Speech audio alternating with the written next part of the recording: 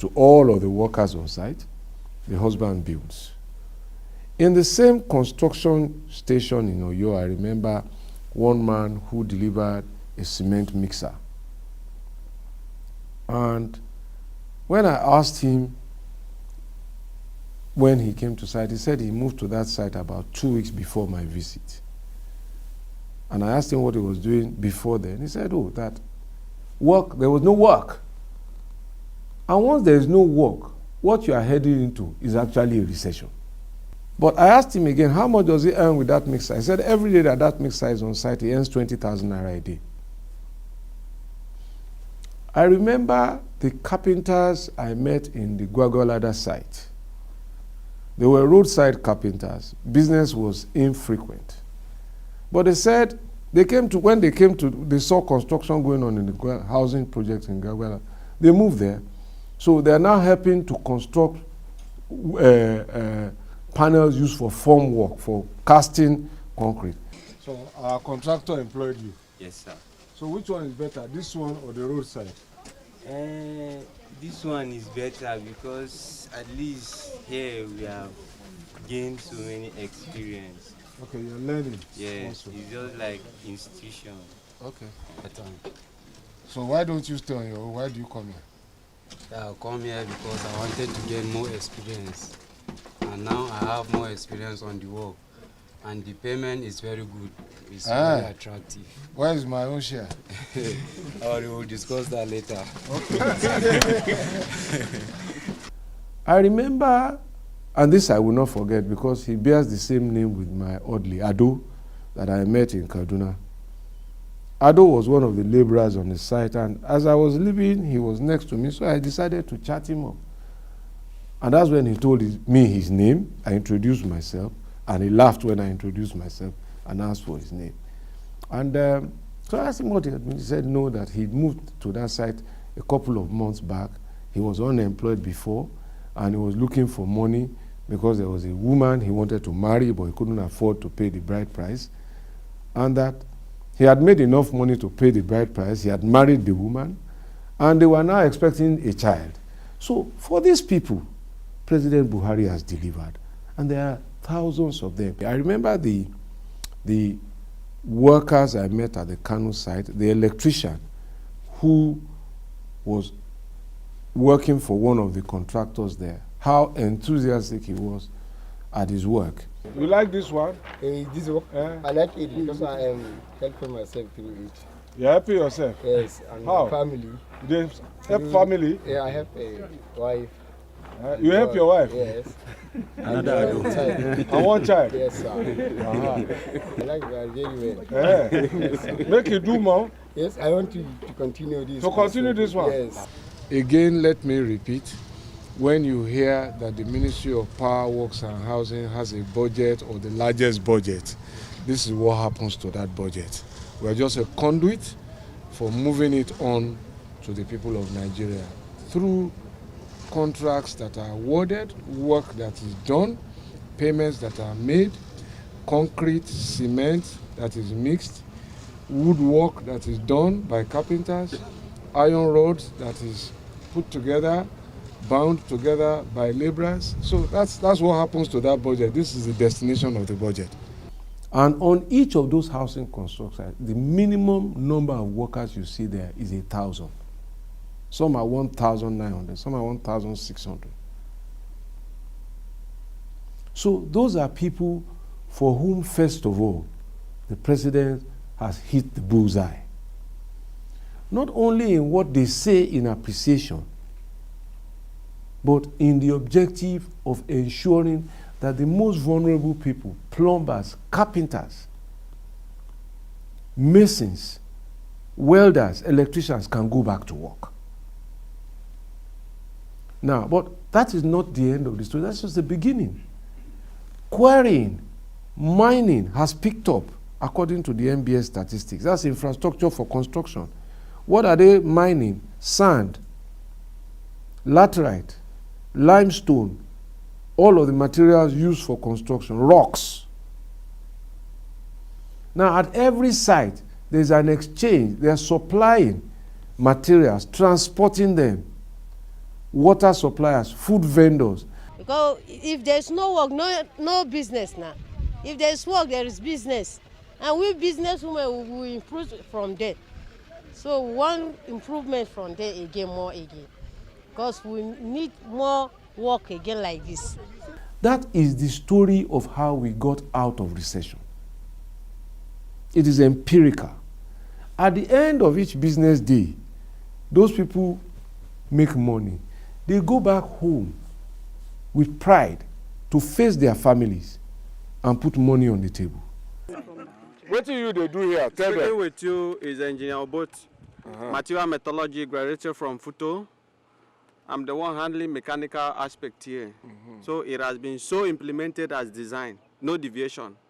So it is my delight to see this project coming to my community, and we will as well cooperate with all the contractors and even with the federal government to ensure that the further project that has been assigned to other states is assigned to us. And we want to see more. We are most grateful. You chop To inside. the presidency. I chop inside. Talk the thing where you chop What inside. thing I chop inside is the mechanical implementation of this project, even our condominium. That's what the president meant in the Economic Recovery and Growth Plan when he said a commitment to invest in the Nigerian people. That's a commitment that is obviously being played out. The interesting thing about the housing program adopted by the Federal Ministry of Power, Works and Housing is that it is not only building houses for Nigerians, but has a clear-cut way of directly and positively affecting the economy. Babatunde Fashola SAN explains what he terms the housing economy, what it is, how it affects the people now, and what it will do for the people and the country's economy in the near future. We've talked about those who are employed, those who are supplying, and those who are actually involved in many aspects of developing the housing units. I've spoken to you about the average number of people employed in each site, over 1,000. So, assuming that as we prove the concept and we validate our pilot, so instead of one site in a state, we now have 5-6 sites in a state.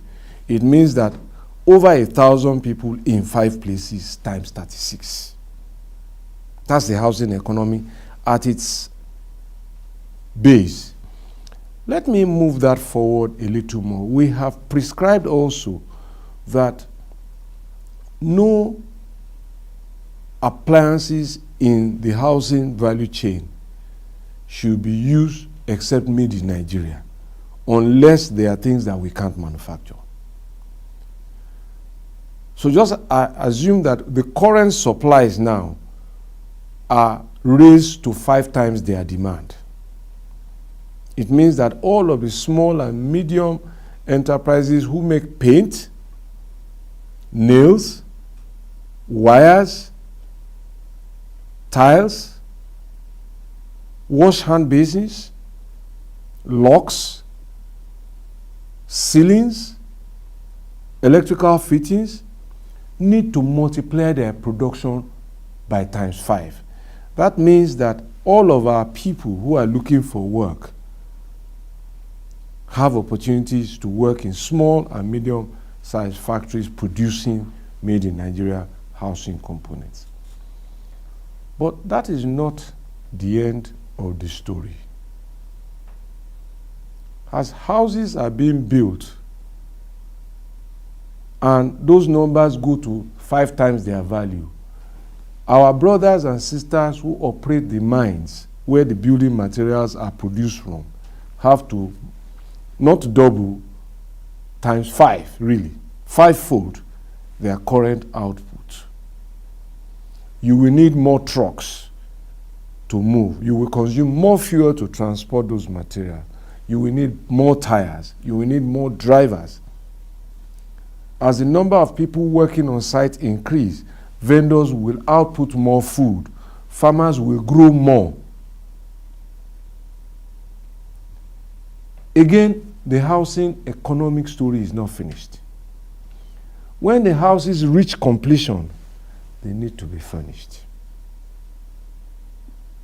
So you need carpets, you need curtains, you need all sorts of accessories.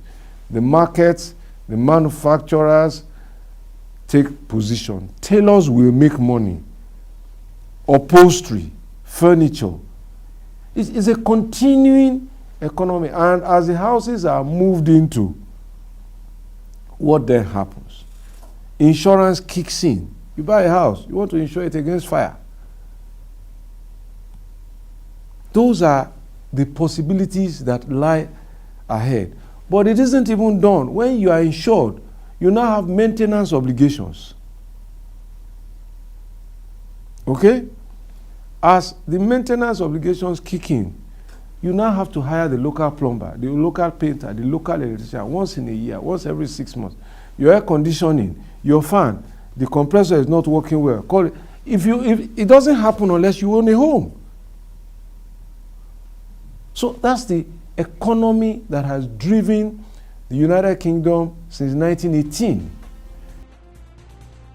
With a history of successive administrations neglecting or shutting down programs and projects of their predecessors, no matter how good or important it is to the economy and the people of Nigeria, one wonders how such a laudable program will be sustained.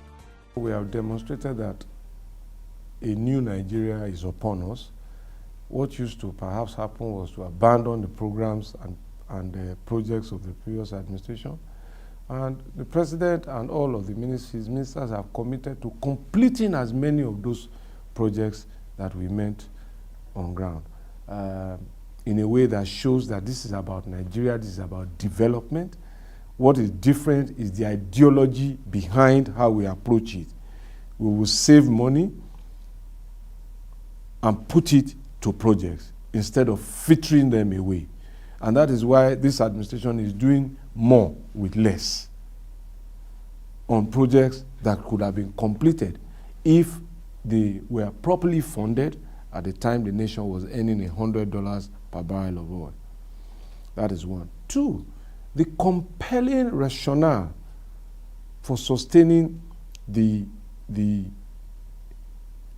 housing program and the economic opportunity is a rationale that will cut across party lines. It's a rationale of common sense. It's a rationale of the people who vote. That this is where our livelihoods are defined. And any government that then does not commit to it will certainly become undeserving of the votes of those people. Because once they have tasted it and they know the value, they won't give it up. With a strategy that is building affordable and acceptable housing, creating lots of direct and indirect employment, injecting the much-needed funds in the economy, and is present in all the states of the Federation but 3. With increased funding by the Buhari administration to the housing sector and the methodical and creative approach employed by the Ministry of Power, Works and Housing in providing affordable and acceptable housing, Nigerians can finally look forward to a bright and assured future where they can enjoy one of the most critical but basic need: housing.